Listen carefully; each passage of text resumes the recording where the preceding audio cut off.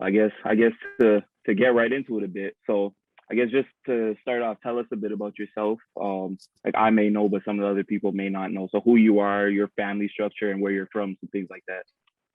Well, like I'm, I was like Melique Straker. Like I'm, you know, born and raised in, I was born in Toronto, but raised in Brampton, and I claim Brampton as my home, and I got three sisters, one older than me, two younger sisters, and my mom, my dad grew up. My mom and dad, grew up playing Brampton Bulldogs.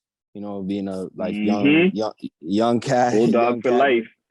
Facts, facts. Grew up, playing Brampton Bulldogs, and in those like those times, you don't realize it when you're young, but then you realize it a lot when you're older about how those times like cultivated you and just the people that I got to like meet, the people that I learned from, all the coaches and stuff. Jamal, your pops, like dead, like probably one of the most inspirational people for me and in my life and cultivating me as a young man.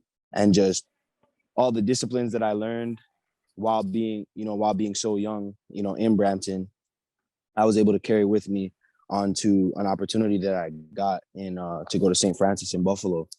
My parents, worked hard to give me that opportunity, and I made sure I tried to take as much from it as I could.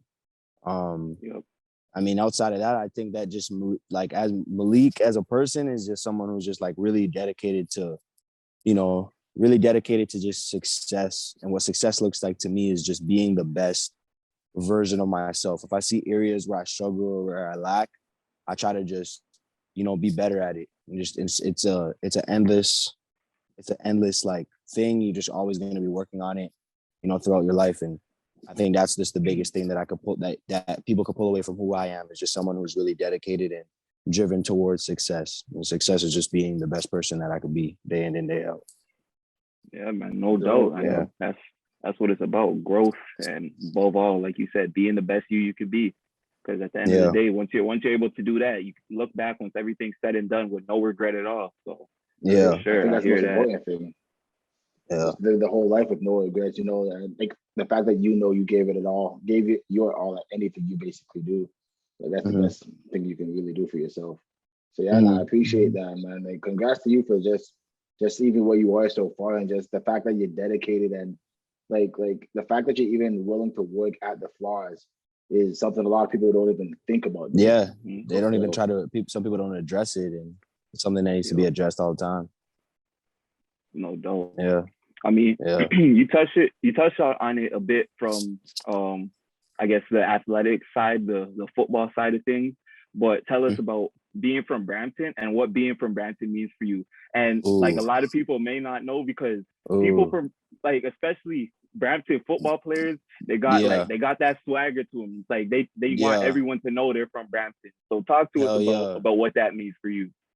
Brampton is my heart. Like Brampton really has my heart because it's like when I look around and I see like all the athletes that come out of Brampton, all the talent that comes out of Brampton, not just athletically, but you got like people like Rupi Kaur, who like the poet, and like you got singers, songwriters, so many talented individuals that are just like you look around and it's just talent left and right that you could just look at and grow from and just see and whatever. So Brampton just has my heart in that sense, and it's really just like it's really developed me as a person. So like really like at the core of things, that's my heart. Brampton's really my heart. Like I don't know what more I can really go in deeper on that, but growing up, like going to Cassie Campbell, like the rec center, just to go play ball, or growing up and there's like fields, like because there's a lot of high schools around. You get to go to the field and just work out with my boys and stuff like that. And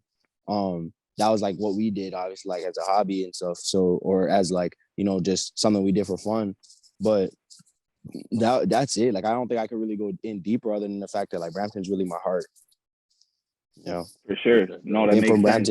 Being from Brampton gives you a sort of like a sort of drive, a sort of toughness that a lot of people elsewhere might not have, because it's just like there's so many people in Brampton, as you already know, and on top of that, not only are there so many people, there's so many talented individuals. So your talent that you have, you want to try to make it stand out for whatever reason, and you want to try to push it forward for whatever reason. And it's just like it has a little bit of competitive like nature to it. But yeah, like I mean, there's a whole bunch of people that came out of Brampton, like Tory Sure. Lanez, Josh Palmer, Joel Brown, like a whole bunch of people. So yeah. And then kind of going off of that a little bit. This is something that I've seen you post. A couple other people from Brampton post 11 mmg. So would you mind talking to us about that and what that means to you? So 11 mmg, I actually have a tattoo of it, and it's just like basically growing up, we'd always be at my brother's house, John Metchie. You guys probably already know or familiar with the Metchies. Like we always be at his house, and the street was Marsh Marigold, and the house number was 11. So 11 Marsh Marigold, and that's kind of where that 11 mmg came from.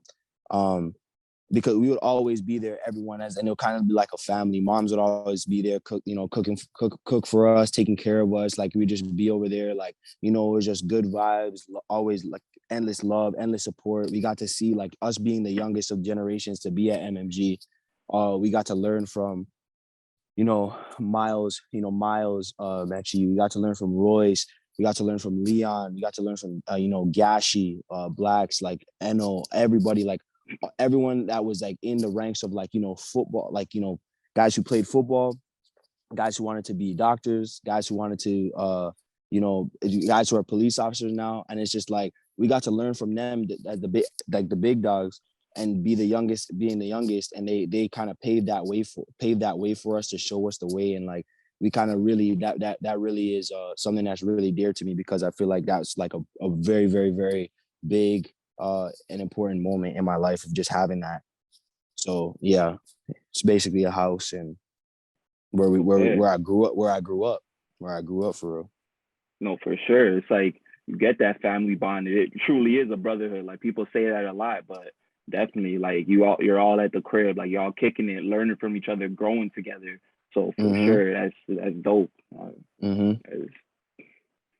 Especially the fact that like everyone there basically already seemed like they all had like goals in mind. You know what I mean? Yep. So the fact that you guys being the youngest generation to basically just soak all that game in, it only just it was like a cheat code to all. Yeah, basically. Basically. That's dope. That's dope. Yeah, no doubt. And then going a bit further, I guess more about you. So who would you say is your biggest role model, your biggest inspiration? And then how would you say that person or those people helped you develop along your journey? I want to say like I want to make sure that I put my family, like generally speaking, my family is just like each and every individual piece was important in some way, shape, or form. But I think the biggest factors are the biggest two pieces are my mom and my dad, like most would say. But my mom and dad, like, man, they have struggled and sacrificed and pushed and like just hustled to try to get the best life for myself and my siblings. And like just seeing that every day and how they went about things, never complaining, they never complained about stuff, but I could see like, certain struggles that they may have had, but never said anything about it. And it's just like seeing that and knowing that they still going to work hard, and they still preaching to us, like, what hard work can do and how hard work can pay off is like the biggest thing for me, to just see that strength in them. It was just like to see that all the time was like amazing as at growing up. And although sometimes it was hard to see, it's still something that I look at and I'm like, yeah, I'm grateful for it. And that's why like they're the most inspirational, I guess, people in my life. Cause man, like that work doesn't stop with them even till this day. Like they're always like, trying to make sure that everyone, like, we're all straight. And it was always like that one thing that I would say, like, if we wanted something as kids, my parents always tried to make a way for it to happen. And like that's something that I could never like, repay or, pay back in some way. It's just more so, I think my testimony to them is the work that I'm doing now. So like my mom and my dad, definitely 100%, my mom and dad. 100%, I feel that. And then, I mean, as you could tell, like the hard work that you've been seeing them growing up, you've been seeing them put in. Obviously, it's contagious, so it rubs right off right onto you. And then once you're seeing that, like you said, you're driven to make it so they don't have to work as hard anymore. So it's like you could provide for them. So you could, like you said, it you may not be able to pay it back, like figuratively speaking, but like so you can in a way pay it back and make it seem like it's all worth it. So for sure. Yeah. That's dope. For sure.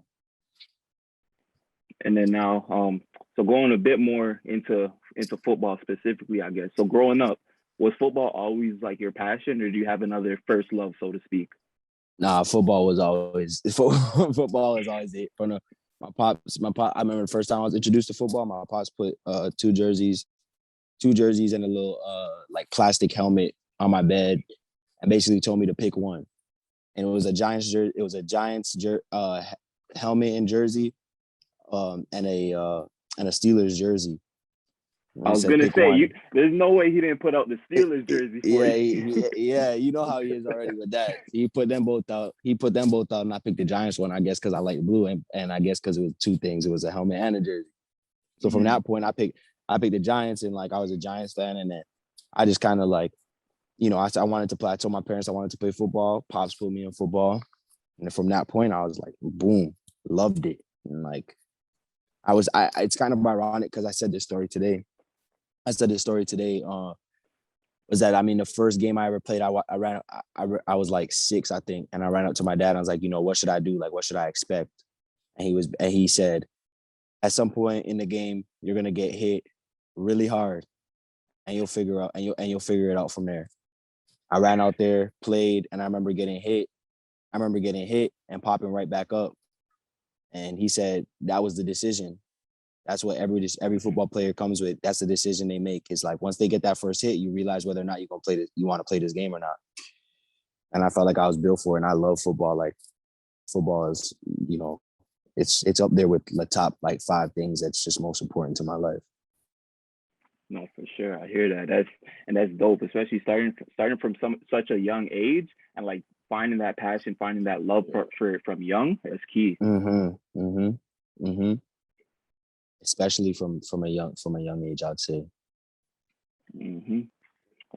So now let's go into your football journey a bit. So correct me if I'm wrong, but so high school you went from St. Roch and then you went to St. Francis. Then after you did a 5th year at Football North, right? Yep.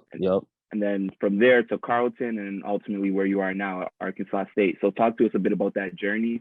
What were the experiences like at each different stop, and how were you able to grow as a person and as a player each stop along the way? Wow. Okay.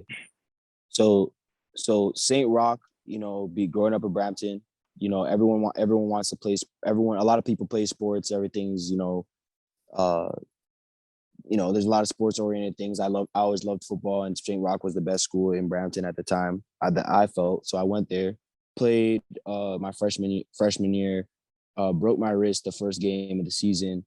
I didn't end up playing until the semifinal, the championship, and then ultimately the I think province championship. I can't remember exactly what that's called again. The Metro Bowl.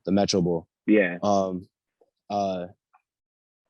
Then I knew that it wasn't necessarily for me mindset wise and just what I wanted to do, like in terms of going to the NFL. It would be more conducive for me to go to the States. So I ended up transferring over to St. Francis. Once I transferred to St. Francis, the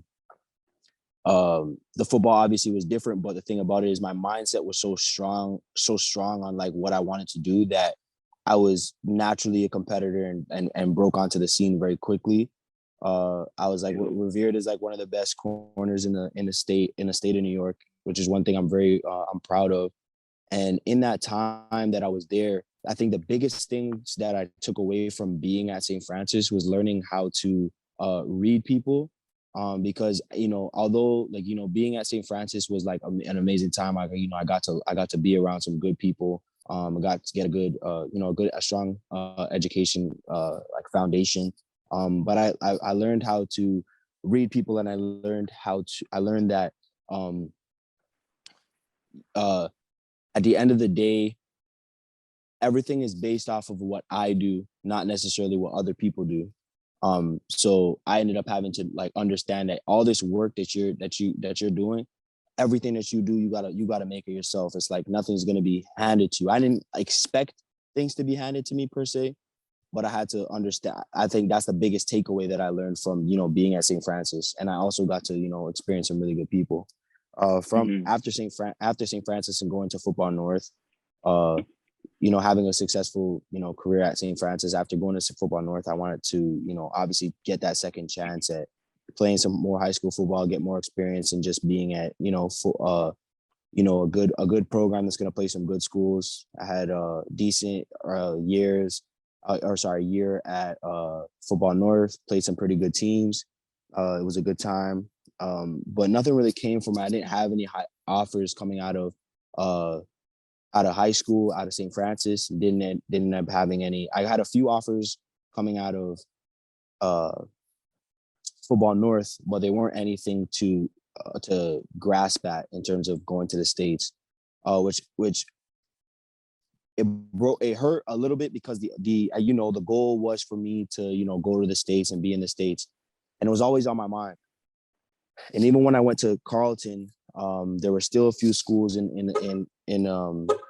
there were still a few schools in America that were essentially still trying to reach out to me and still trying to get in contact with me and, keep in touch. So I went to Carleton, committed to Carleton, and eventually, played some of the year there, but I didn't have what I would say is a really good or great experience. I would say it was more so I would say it was an underwhelming experience. And the reason I'll say it was underwhelming is because I felt like everyone around me didn't have the same mindset toward football that I did. So I felt like a bit of an outcast in that sense, because I knew that at the end of the day, I still wanted to go to the States. I still wanted to prove that I'm, a very good, very talented football player and still get into a position where, it's a better position for me to get to the NFL. And then, going into that, that COVID year when we ended up, not playing, and that year taught me at Carleton. So that year at Carleton, what it eventually ended up teaching me at Carleton was you're still going to have to fight. Like, you're still going to have to push and try to make this for yourself, whatever way you can do it. And in that year where we had that year off with COVID was probably one of the best years for me, because for that entire year, I was waking up at 4:30 in the morning. I was waking up at 4:30 in the morning. I was doing the exact same routine of meditating, praying, working out super early in the morning. And all I knew was like work. And if you just continue to work, something's going to pop off. And I remember sitting at the table with my pops, my mom, and my two younger sisters. And I told them, I'm not going back to Carleton. I don't want to go back to Carleton, because I know what my goal is, and I'm going to make it happen. One way or another, I'm going to make it happen.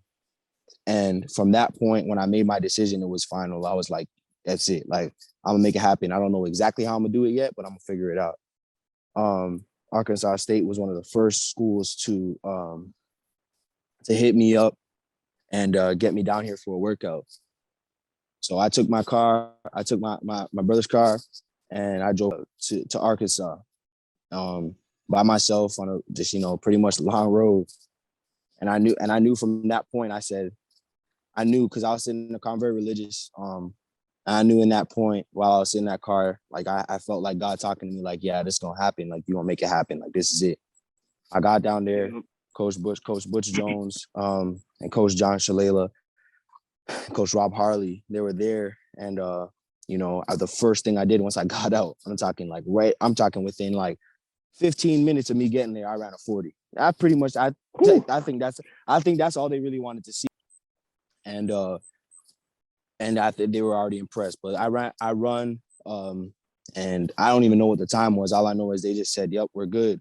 And from that point, I did a couple more workouts.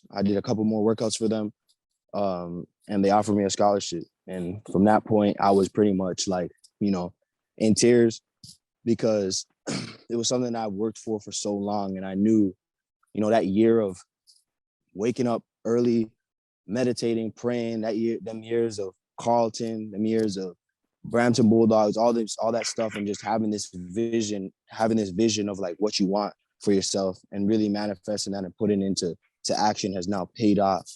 Where now I don't have to pay for college. I don't have to pay for college, and I get an amazing opportunity. And so now that I'm here, I mean, the work hasn't stopped. It's always going to continue. It's always going to, now it's like, I feel like I got to work even harder. You know what I mean?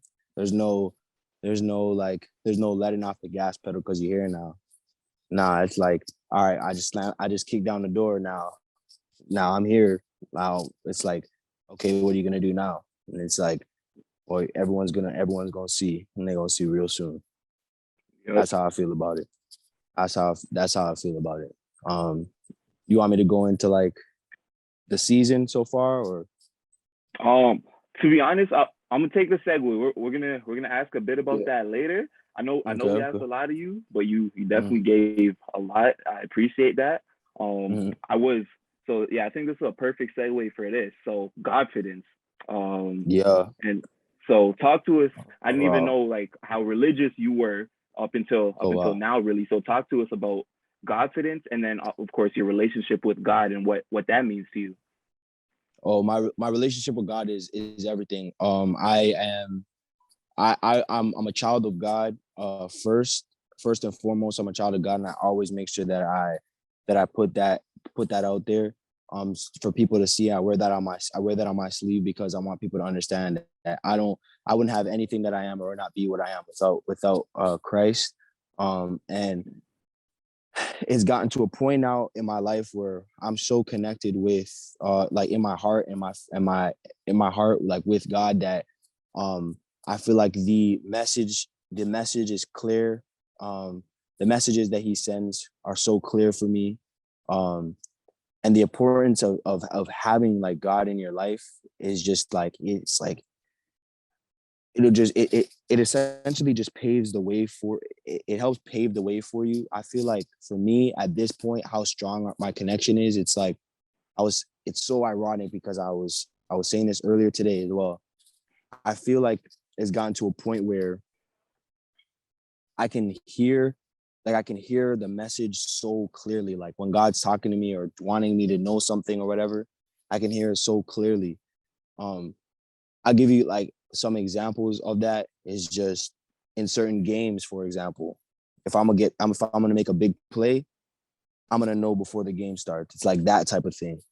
It's so surreal, but it's something that like I think with time and like real patience and spending a lot of time with God, investing a lot of time with God, for me, it's like I make sure I pray every morning, pray every night, pray during the day. It's just trying to invest time with God. It's just to be there and just soak in it so that my halo is strong, So I think that I feel like that is extremely important.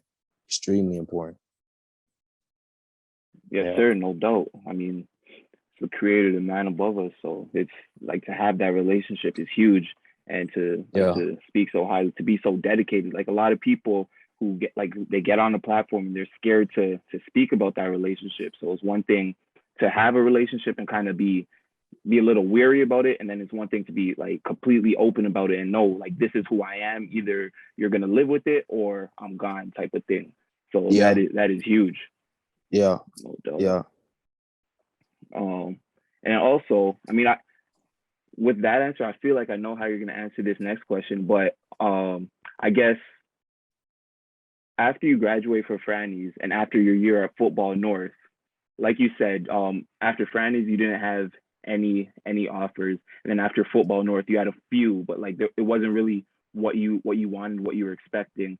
So talk to us about like staying driven and building and bouncing back from that, and how you were able to handle it all in terms of like your mindset and your mentality at that point. Especially think because at having that age, like a lot of kids would a lot of times would probably just lose hope. You know what I mean? So the fact that you even said, okay, you're gonna go to Carleton, kept your hope alive, and just kept like your job because you always knew where you wanted to be, right?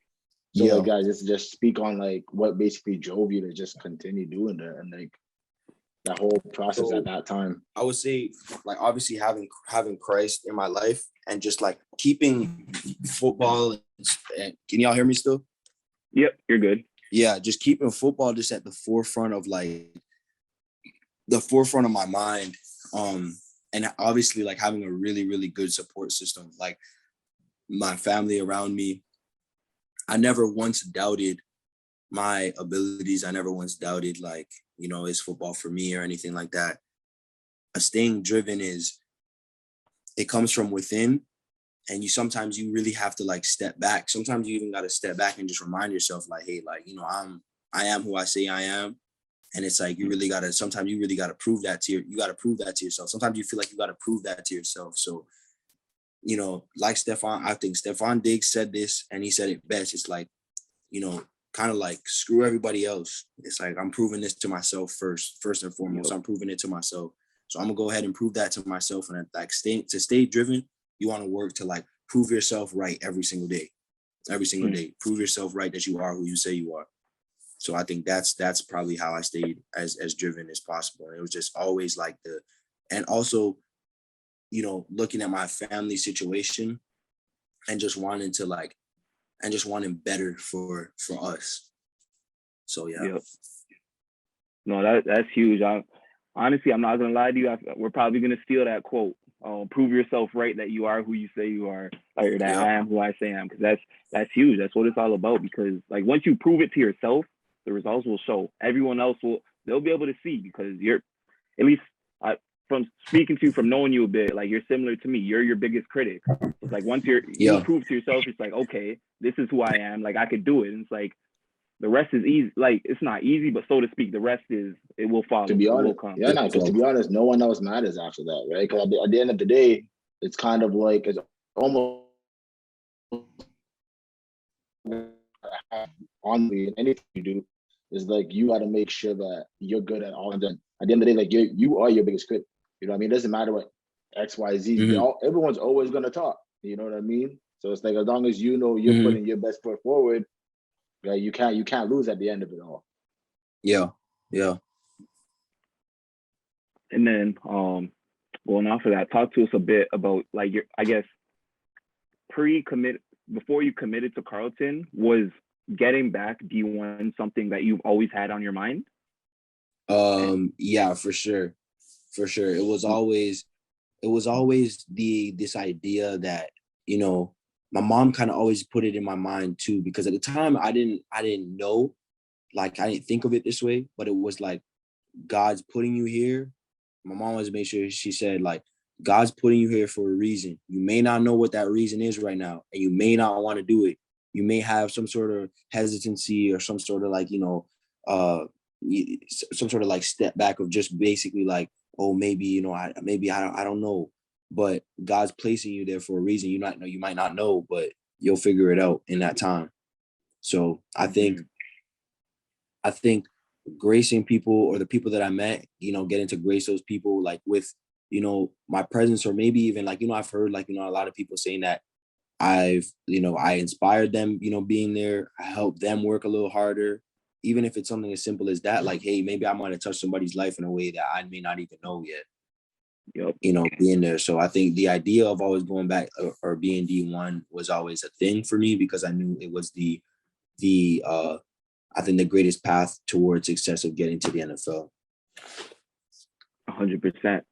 And then going off of that, like I just want to preface this by saying this: like we all play the sport, we understand how much of a business it is, and how coaches each and every day, it's a business decision for them.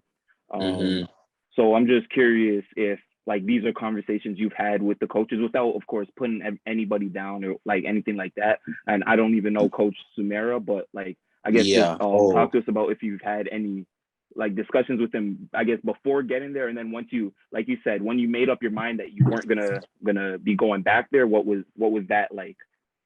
I think, okay, so I knew that I wasn't, when I made my mind up, I was like, that's like, I need to do what's best. I need to do what's best for me. And I think even when I committed, like I said, what I learned from St. Francis was how to read people, right? So coming into Carleton, I felt like I knew how to read people well. And I was true in saying that, because I think they knew, all those coaches knew that there was the possibility of me, still going and taking that opportunity. And they were all ecstatic about that. When I initially committed, because they, like, they even said, they would be supportive of me going, and because they know that's my dream. When I committed, I told them my plan is the NFL. I'm not looking. I mean, like, I'm not. My plan. I told them, like, my plan is the NFL. So everything that we do right now, I like, as a team, as a unit, as whatever we do as a coaching staff is like geared toward, okay, hey, how do we win games? How do we win games day in and day out? And help this young man, like help Melique, but Melique has to help himself help himself first, of getting to the end, like getting to the NFL. Like, how do we do that? You know what I'm saying? How do we all work as a team to get that job done, to get as many players in the position that they want for their future, and whether it's the CFL, the NFL, whatever it is. And for me, it was the NFL. So so letting the coaches know, I mean, there was no, I guess, I think a lot of the coaches were really, really, really happy for me, and making that decision for me wasn't hard, because I knew what I wanted at the end of the day. No, that's dope. And honestly, like I said, because I don't know the Carleton coaching staff almost at all. So like, that's great to hear. A lot of coaches, like I was saying, it is a business at the end of the day. All they care about is the wins and losses. So they want to do what's best to get the dub. But that's huge that they, like you said, they're pushing for you to chase that NFL dream, and to help you as much as they can get there. Which, like, that's what it's all about. And I'm happy, like you said, you were able to read that off rip, like from the jump, from before you even committed there, because a lot. Well, not, I won't say a lot, but there are some coaches who will try to stifle you, and it's like the second they see, oh, you're trying to go D1, it's like they'll try to do whatever they can to stop you from going there. Yeah, exactly. Or diminish your playing time, or a whole bunch of basically whatever they feel they can do, because it's like, oh, well, you're part of my team right now, and it's like a lot of coaches honestly don't have the players like you know what I'm saying, like they don't have the players like best interest, you know what I'm saying. They kind of care about themselves first. So it's like, yo, they look at it, it's like what Jamal was saying. It's like they really look at it too much, not too much of a business, but like from the business standpoint, like, well, you guys are my players, so I gotta do what I gotta do first. Yeah, that's dope, yo. So yeah, you well, I won't lie, I stopped you before you got into it, but just go into, I guess, the season so far for you. For you, and also as a team, so things that you see, and how you feel being in Arkansas State and playing at the Division I level. So it's not really like the biggest. I think the game itself, it's not. It's at the end of the day, it's football. I'm a physical player. I'm a fast player. It's football. I don't try to overcomplicate it. At first, coming in, I think there was good expectation for me. There was and training camp, my first training camp, it was a fight. It was like, you gotta work. I was like working. And eventually now, I'm a second string player. But I've seen the field a bit in some pretty big games this year. And I think we're not having the best season. We're 1-5 right now. But we could have easily been a team that's 6-0. It's just changes and learning the system and the team, because it's a big change, right? Because my coaches, this whole coaching staff, it's their first year. It's their first year with new players, with this team and new players, but they're all experienced coaches, very decorated coaches that I strongly believe in each and every single one of those coaches. So I think the season that I'm having is one that is progressive, I'll call it, because each and every game that I do, if I do have any snaps that I do get, I make the most of them. Like whether, it was uh I got to get my first game that I got in on defense was Washington. Was against Washington Huskies. And I played one half of football and I ended up having, I think, 6 tackles and 1 assist. Which was like a pretty big, I guess was a pretty big thing. I didn't know it at the time, but I guess it was a pretty big thing or good thing. But then down the road, I played, I think, 1 snap on defense against Tulsa, and in that 1 snap on defense against Tulsa, I forced an interception. And then, in 9 snaps I got last game against Coastal, I had, I think, 3 tackles and 1 assist. So each and every single time that I do get on the field, I'm going to make sure that I'm around the ball. I'm going to make sure that I'm hustling and giving 100% effort. What my coach preaches every single day is 100% effort and a positive attitude. So I'm going to make sure I bring that every single day. So the type of season I'll say I'm having is progressive, man. Once I do get that opportunity to play like a full game or get like 3 quarters under my belt, I think it's going to be one of those games that's really recognizable or that really stands out. But I want to make sure I put my heart out there. My heart's Brampton, so I'm trying to make sure I put Brampton out there. No doubt, for sure. You have to. And going off of that a little bit too. So how have you found, especially like a lot of players, they go to university, they go to college, like they were stars in high school, so they're not used to maybe not playing as much or sitting on the bench or only playing specials, whatever the case may be. So for you now, for this year so far in this year, let me correct myself, so far in this year at Arkansas State, not playing as many snaps, how have you handled and how do you think you've been able to stay ready, stay prepared, and to make the most out of your opportunities, to make the most out of your playing time, like you were saying? Practice. So, I mean, practice is the most important thing. If you practice well, you'll play well. Your practice habits are game day realities. So it's just as hard as you practice, whatever you do in the practice, you're gonna do in the game. So if you practice good habits and if you practice good habits, you'll rely on those good habits when you get fatigued or stressed in a game, or your back's against the wall in a game, whatever it may be. So I think that's how I've been able to stay ready. But a lot, like you said, a lot of players do. They get that. I guess I want to say like maybe like a wake up call or shock when they're not. They're the star and then they're no longer the star. I always feel like I'm a star. It's just more so, it's not necessarily my time for my light to be seen. It's like I said, like extremely like into faith, and just my time will come when it's time. And when it does, I know it's going to be big. So I'm just patiently waiting, keeping my hands folded and just, waiting to receive my blessings. I guess it's just like through the work that I'm doing in practice. For sure. That's it right there. I mean, hey, like you were saying, it all starts in practice. If you practice hard, then come game days, like we always say, practice hard, so come game day, it's easy. So, that's what you want. And I felt that. I really felt that. Like I said, like at first it was like I felt complicated. My coach is talking in like meetings and stuff, and he's calling out all these offensive formations, and I'm sitting here like I have no idea what you're calling out right now. Like he's like, saying things, and it's like gibberish to me, and I'm like, holy, like what's going on? But I had to like really step back and just think to myself like, yo, once I got comfortable, it's like, yo, it's just football. Like it's not complicated. Like do what you love, play what you love, just play hard, play fast, play discipline, and you'll be all right. But yeah. And then going off of that too, how do you feel? How important do you feel film study has been to keeping you prepared and allowing you to stay ready? You gotta do as much film study as possible, because once you do that,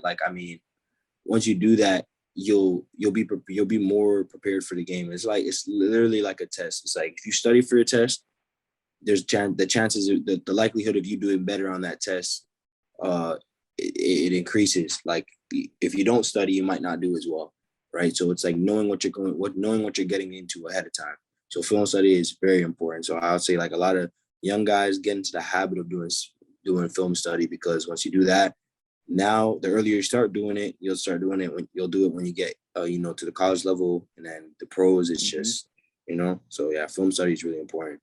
I always make sure that I do as much film study as possible every week. Yeah, no doubt. I know when I was playing, that's something that definitely helped me out. I feel like it took my game. It allowed me to take my game from here all the way up to here. Like, it allows me to take that next step. And like, that's another thing too. People, at least younger people, don't understand. You learn just as much, sometimes even more, studying film than you do actually being on the field. So it's like that. I definitely, like, I preach film study and taking those mental reps. Especially because I feel like it makes you play faster. You know what I mean? Because like, it's something that you've already seen before if you're doing it properly.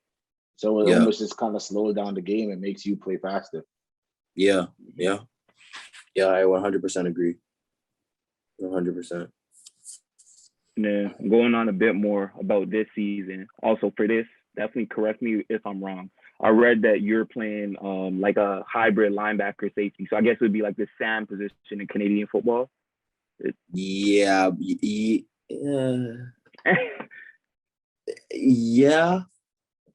Ish. Like, yeah, I would say more. I want to say more so like a week half. Okay, I wasn't sure. I was thinking between the two. I wasn't sure which one. Okay. Yeah, like it's actually no. Yeah, it would be more Sam. It'll be more Sam. More like Sam. More Sam. Yeah. So, I guess going off to that, you're about 5'10", maybe. I don't know the weight. Maybe 190. Okay. Yeah. People would say that's undersized. So, I guess discuss how you feel like you've been able to handle adjusting to the position, and what, if anything, would you say has helped you overcome your size? I think the biggest thing is I don't fear anything. I don't fear anything but God. So like, I just play like my head's on fire, and I'm just like going. Like, I just play relentless as hell. Like, relentless. Like, dudes will get like. That's one thing I'll say. Like, I take pride in like being around the ball, like every play. Yep. So if I'm on one side of the field, I'm gonna be there when that ball carries down. If my teammate brings him down, but if my teammate don't bring him down, I'm gonna be there to get him down. Or if he fumbles in that area, I'm gonna be there to pick it up. And I was on the other side of the field. Like, I play relentless. So I've always felt like I'm big dog. So I don't care how big you are. Like, David slayed Goliath. So type situation. I was always like that kid that's just like, I was always smaller, always a smaller guy. But I mean, my coaches have faith that I could play this game at this position. They never said anything about, having to, gain any weight yet or say anything. It's like I've never shown that there's a lack of ability at this weight, or for me to, play at this weight. So, I mean, what I'm doing right now is good. And I think that's accredited to my heart and my like relentless nature, just like my competitive nature. Yeah. I'm gonna keep it real, just being a dog. That's what it is. Yeah, right? Dog. Straight up. Dog's gonna eat. You know that. Regardless. Either like that's something you either got it in you or you don't. So exactly, it's in you, not on you. It's in you, not on you. Facts. Exactly. That's a bar right there, no cap. Yeah. Yeah. And then, all right. I'm gonna take this way back. Sorry, I guess. Just to discuss your adjustment. So one, I guess discuss your adjustment leaving home from St. Francis, because this is something, or leaving home going to St. Francis. This is something both me and Devontae dealt with. Yeah. Like, my situation would be more similar to yours. Like, as you know, we're only about 2 hours away from the border. Like, it's easy to get there.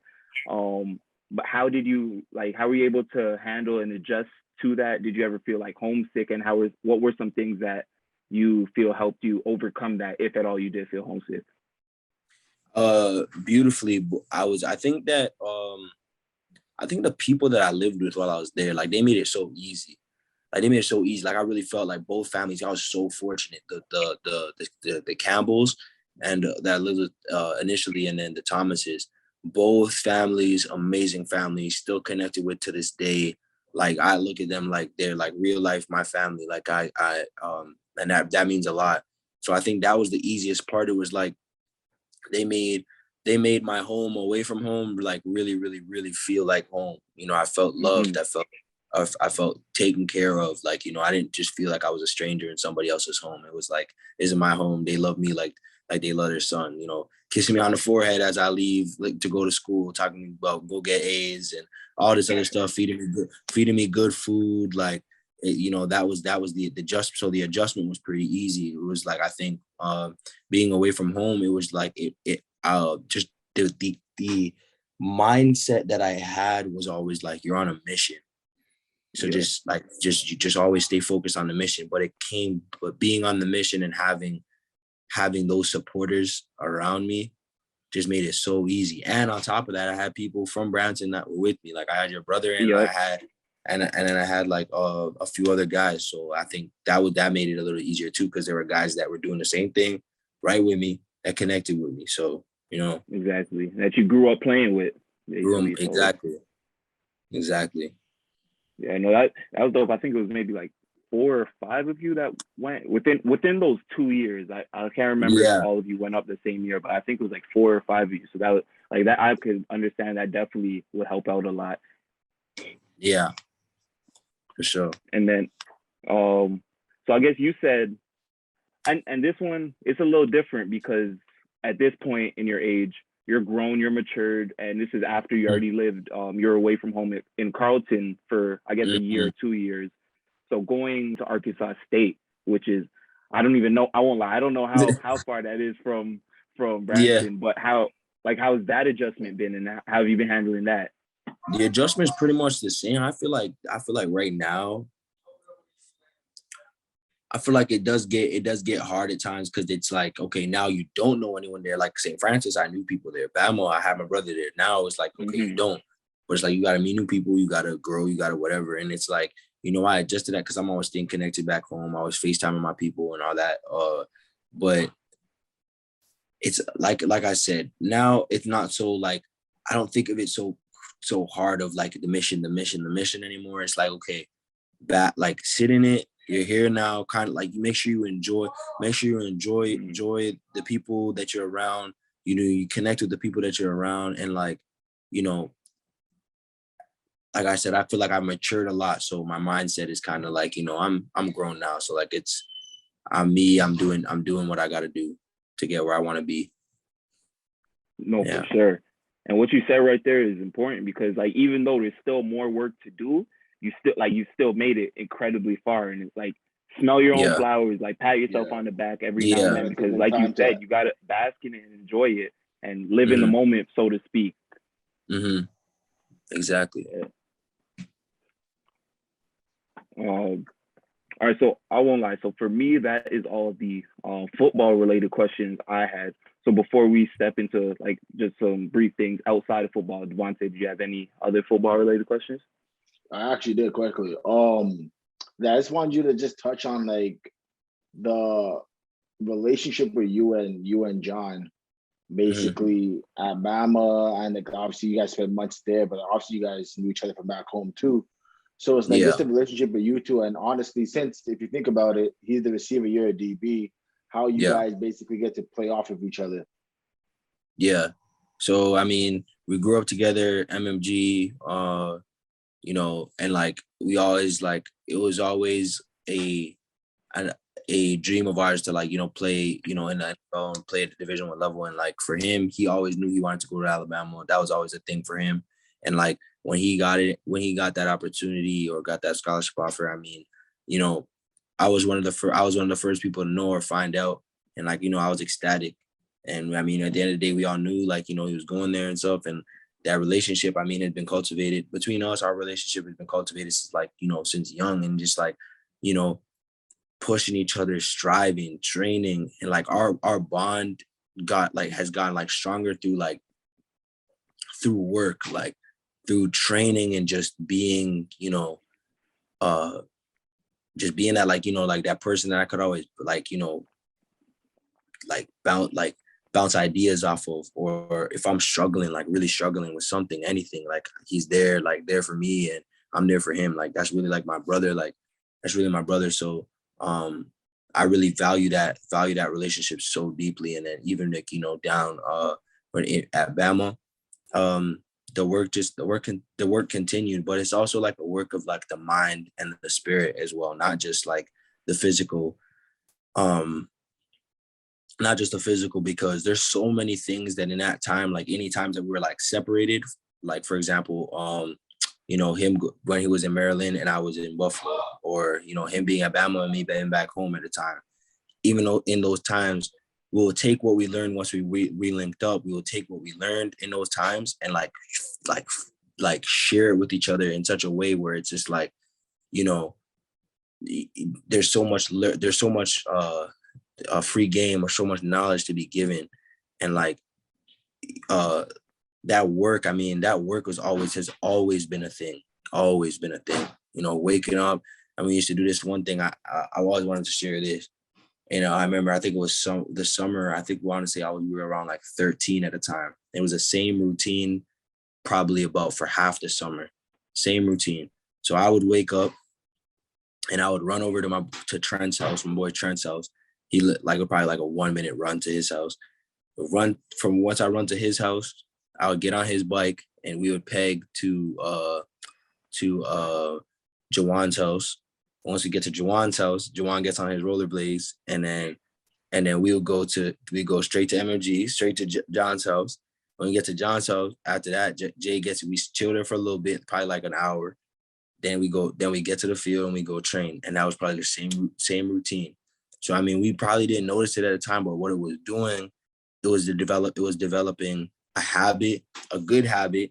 You know, in the summertime, most kids just like play video games, do whatever, but it was developing a good habit and developing that sweat equity which is just like pride in your work and what you're doing. So, yeah, I think the relationship that Jay and I have is just, it's deep. That's like somebody that's going to be there like for the rest of my life. And like God is like blessed us tremendously. No doubt. That's like that's what's really allowing you guys to grow together like that. From what you're saying from that summer, like that's insane. You guys are all growing together and like in your respective you guys all playing there you go, that's the word, in your respective craft. Like you guys are all excelling. So that's what it is right there. It's like it's crazy once you develop that work ethic from young, because like you were saying, you don't even notice it when you're young, but it's what takes your game to the next level. It really allows you to reach that next step. Stepping away from football, I guess you majored in communications at Carleton. I was just wondering if you're doing the same thing at Arkansas State, and if not, what program you were in. I'm in business now. So I just want to get a business degree. I think the only reason I do want to get a business degree is that I think it's just one of those degrees that's pretty flexible in terms of like what I'll be able to do with it. Because I'm not even 100% sure what I want to do outside of football. I know I'm going to play I know that I'm going to play in the NFL, play in the league. So that's like my thing. Outside of that, I'll figure it out along the way, but I don't think I have to have it all figured out now. Oh, definitely. Not at all. Definitely not. Yeah, for sure. I was just personally curious about that. And then another thing, just really quickly, I guess, looking back on your career as you're writing it so far, what are some pieces of advice you would give to a younger version of yourself or someone else who's in your shoes? And this could be either related to football or something outside of football. I would say just trust God. God's got you, and to believe in yourself. If you love something, whatever you love, like whatever you love, if you love it, do it, because God doesn't just place a dream or give you a passion or a gift for no reason. God's not going to put a dream in your mind for no reason. Like, oh, okay, well, that's just, I have this dream of getting to the NFL, but, it's just a random thing. Nah, that dream is there because God's trying to build something for you to get there. He's trying to, okay, you have that dream, go get it, go get it, go get it. You love something, go get it. If you want to be a barber, if you want to be like, go get everything that you want, like, go get it. So like, and believe in yourself first. It's like I said earlier, prove it to yourself. You ain't got to prove anybody else but yourself. For sure. Anybody else. And I think one thing I want to share really quick is I have this little brown book, and in it I write down just like kind of like a journal. I want to say kind of like a journal.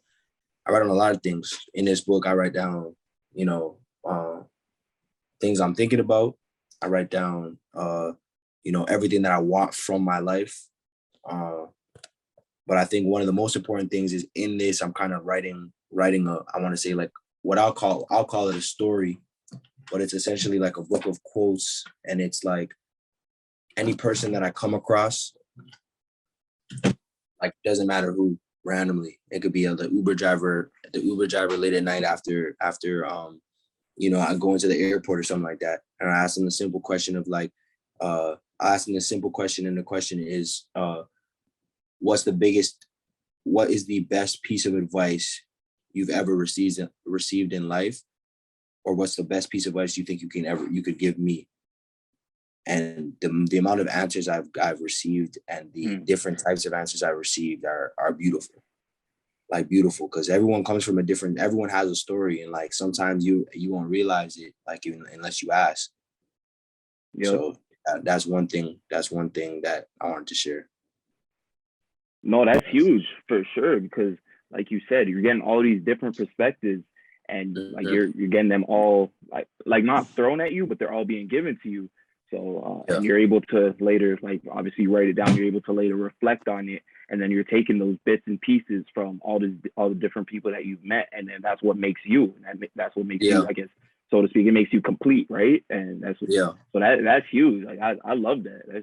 That's amazing. Yeah, that's dope. That's actually a great idea, especially where it's like it can kind of almost like keep your mind at ease. You know what I mean? Because a lot of people have a lot of stuff built in, and they just kind of like let it out, and that's like a good way to calm your nerves, if you even have nerves, or like anything that's going through your head, overthinking and all that stuff, especially as an athlete, right? A lot of athletes struggle with self-doubt before anything else. Right? So a lot of times it's good to kind of just get things down, and then almost being able to just reread what other people said and what you even said to yourself or to other people. So that's actually a good habit you have going. Yeah. Thank you. Yeah, for sure. And I guess lastly for me then, unless Devontae had anything else, just quickly, what's a player, or I guess a mixture of players, that you would say you model your game after, or who would you say your favorite player in the NFL is, and with that, why? I think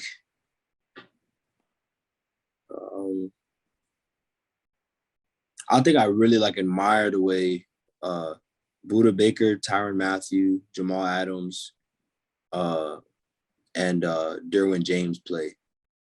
I think that their ability to play just all over the field and just wreak havoc, you got to account for them on offense, and any offense has to account for them and where they're at every play, and they can kind of outsmart the offense and just be everywhere. It's almost like a pest, annoying.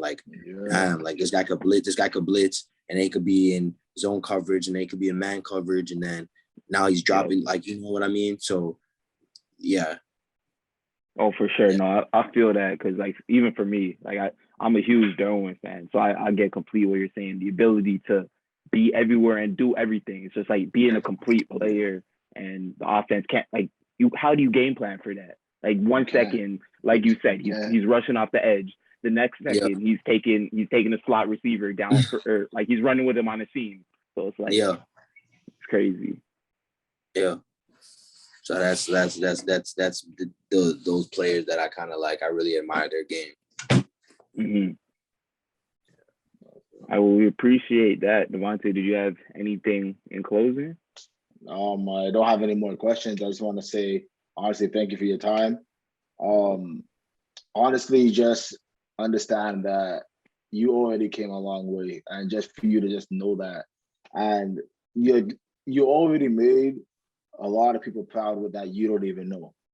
You know what I'm saying? And like, especially a lot of athletes like have this thing where they gotta have this one specific thing in order to solidify what proud is. But there's a lot of people who you don't even know was looking up at you and was following your journey, and like you've created, you gave a lot of people hope. So just continue being you and just continue on your path, because you're going somewhere special. I'll tell you that. Thank you. I appreciate that for sure. No doubt. Just echoing that. Like, I guess I wouldn't say it was a front row seat for me, but I was able to like watch you. Yeah. Obviously, you were playing with my brother from young, and just seeing the way like you were always a dog back then, and the way you still have, like I said, like you said, it's in you, not on you, right? So you still had that dog mentality, and you were able to push through, keep persevering through whatever it was, whether it's like you said, not getting an offer at Franny's or being at Carleton. I know you didn't really play much because of injury, right? Your first year. So whatever it was, being able to push through that, man, that's insane. And like I said, like we don't even really speak all like that, but like I'm extremely proud of you. And I saw your post the other day. I know he's beyond proud of you. So definitely keep killing it, bro. It's amazing, and it is a sight to see, because hey, Canada got ballers, Brampton got ballers, and I'm happy that y'all are finally like on the map, and y'all are doing your thing. So keep killing it, bro. Yeah, for sure. I think that touches me a lot, because I like, that's one thing I hope. I just hope that my story can somehow inspire people and just push people to be a better version of themselves. Because in that way, I'm doing, I think, what is some sort of like a duty of just touching lives in a positive way. So that's what it is, for real. Shit, little shameless plug here. That's what we are, Baire, because athletes inspire real emotions. So that's what it is right there. But for sure. And like, with this story, like with everything, like it's just your football career so far is just a story of perseverance and keep pushing through, and it's amazing. So loving it, bro. With that though, did you have any questions for us or anything you wanted to get off your chest, anything like that? I'll just say, like, y'all like really just keep pushing, keep doing what y'all doing, because it's gonna like I love the fact that it's a platform, like, you know, it's a platform now, and especially because it's with guys that like I endorse it, or you know, I support it more. You know what I'm saying? Especially because it's back home and all that. So like, I really just I think that's really like really dope what y'all doing. And I really appreciate just getting to share, I guess, my story with somebody, you know? Yeah, no doubt. It was a story that needed to be told. I'll tell you that much, man. But really, really, truthfully, I appreciate it. And I don't even know if you knew, but I know for a fact, like when we were talking to you, I made sure that I didn't want you to know that it was me. That it was you. Yeah. Yeah. Because at first when I opened this up, I'm like, bro, is that Jamal, yo? I wanted to make sure it was something like you were actually messing with, and then it's like, all right, once we get the interview down, then you'll find out. But I appreciate that though. You already know it's all love, bro. It's all love. Keep doing it, keep killing it, and we took up a bunch of your time, so we won't take up any more of it. But man, keep killing it, bro. Best of luck the rest of the season. Like we've been saying, we'll be watching. We got eyes. We're keeping the eye on it. Just best of luck, man. Keep killing it. Sure. Appreciate y'all. Love. Appreciate you, brother. All right, blessings.